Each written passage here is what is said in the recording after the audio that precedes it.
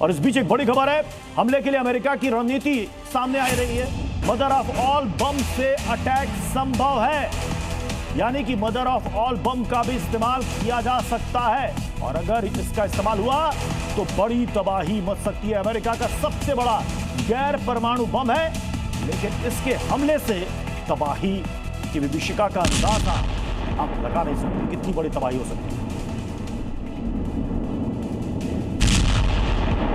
क्या है mother of all बम, यह भी आपको जल्दी से बताते हैं। सबसे घातक नॉन न्यूक्लियर बम है, नाम है GBU-43, वजन 10,000 किलोग्राम और विस्फोटक इसमें कितना है 8,500 किलोग्राम। 11 टन TNT के बराबर दबाव है। C-130 हरक्यूलिस विमान से यह छोड़ा जाएगा, और सोचिए कि अगर यह गिरा वहां तो कितनी बड़ी तबाही आ सकती है। सोचिए किसी मंदिर में जहां भगवान की मूर्तियां हो, हॉल राम के दाम पर रखा गया हो, वहां कलमा पढ़ा जाए तो फिर वहां पर क्या हो। ऐसी ही आशंका फैली है शिमला में, जहां पर एक मंदिर में निकाह कराने का मामला सामने आया तो इस पर बड़ा बवाल हो गया।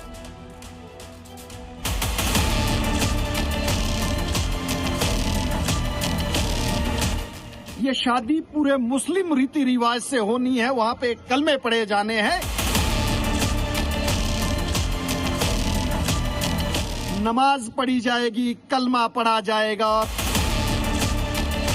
राम प्रभु के जो मंदिर में मुसलमानों की बारात जो आप लेके आ रहे हैं, ये कदाचित भी उचित नहीं होगा, और वहाँ पे ईंट से ईंट बजा दी जाएगी। तस्वीरों में जो आपको मंदिर दिख रहा है, जो बनाया सनातनियों के नाम पर है, जिसका नाम राम मंदिर हॉल है, उस राम मंदिर हॉल में निकाह होने जा रहा है, कलमे पढ़े जाएंगे, बाकायदा मुस्लिम बिरादरी इकट्ठा होगी, और इसी वजह से इस पर बहुत बड़ा बवाल हो गया है। मामला हिमाचल प्रदेश की राजधानी शिमला का है, जहां राम मंदिर हॉल में निकाह होने जा रहा है।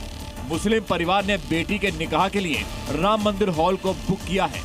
11 अप्रैल को यह निकाह होना है, लेकिन ये निकाह और राम मंदिर हॉल में कलमा हिंदू संगठनों को बर्दाश्त नहीं। हिंदू संगठनों ने ऐलान किया है कि मंदिर की संपत्ति पर मुस्लिम निकाह नहीं होने देंगे। निकाह नहीं रोका गया तो बड़ा प्रदर्शन किया जाएगा। मस्जिदें कम पड़ गई हुई इनकी, जो हिमाचल प्रदेश में पूरी इलीगल तरीके से मस्जिदें बनाई है, क्या वो कम पड़ गई? जो आज हमारे हिंदू सनातन धर्म सभाओं में इनको शादी करनी पड़ रही है, हमारे मंदिरों में शादी करनी पड़ रही है। मैं ये भी मानता हूँ कि ये सारे कन्वर्टेड लोग हैं, ये हिंदू परिवारों से ही गए हैं, परंतु इन लोगों को भी देखना होगा। यदि सनातन में आने का इतना शौक है तो अपनी टोपी, अपनी विचारधारा उतार के आए। आपका स्वागत है। जिस जगह ये निकाह होने वाला है, दरअसल वो सूद सभा की तरफ से चलाई जाती है। उनका तर्क है कि वो धर्म के आधार पर किसी को रोक नहीं सकते, और पहले भी यहाँ निकाह हो चुके हैं। हमने अपनी तरफ से प्रयास किया है कि किसी की भावनाओं को ठेस ना पहुंचे, चाहे हिंदू समाज की हो चाहे मुस्लिम समाज की हो। रूटीन में हमारे पास जो है इस टाइप की शादियां पहले भी होती रही हैं, और बुकिंग जो है, ऑफिस हमारा ओपन है, पूरी ट्रांसपेरेंसी है। वहाँ पे उन्होंने बुकिंग जो है 11 दिसंबर 2025 को करवा रखी थी। 11 सूद सभा भले ही अपनी सफाई दे रही हो, लेकिन हिंदू संगठनों को उसकी ये दलील भी बर्दाश्त नहीं। हिंदू संगठन के मुताबिक मंदिर हॉल में निकाह धार्मिक भावनाओं को ठेस पहुंचाने वाला है।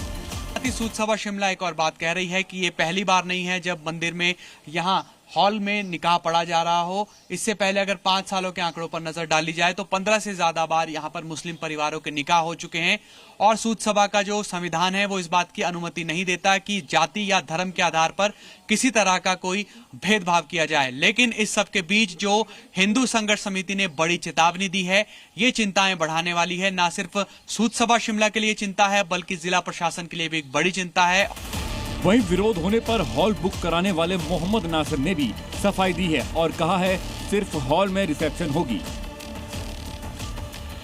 निकाह तो हम ऑलरेडी पार्टी से पहले मस्जिद में करेंगे, वहाँ तो सिर्फ हमारा खाने की ही पार्टी होगी। वो भी हमारे मिलने जुलने वाले लोग जो हैं नॉन मुस्लिम हैं, इस वजह से हमें राम मंदिर बुक करना पड़ रहा है। और राम मंदिर में फैसिलिटीज़ अच्छी है, शहर के मध्य में स्थित है, गैस वगैरह की फैसिलिटीज़ है, इसलिए हम उसको कर रहे हैं। निकाह तो हमारा मस्जिद में ही होगा, वहाँ तो सिर्फ हमारा खाने का ही प्रोग्राम है। जहाँ एक तरफ हिंदू संगठन चेतावनी दे रहे हैं, तो साथ ही इस निकाह के विरोध में ज्ञापन भी दे दिया गया है। ऐसे में आने वाले कुछ दिनों में ये मामला अभी और तूल पकड़ता नजर आ रहा है। रिपोर्ट जी मीडिया।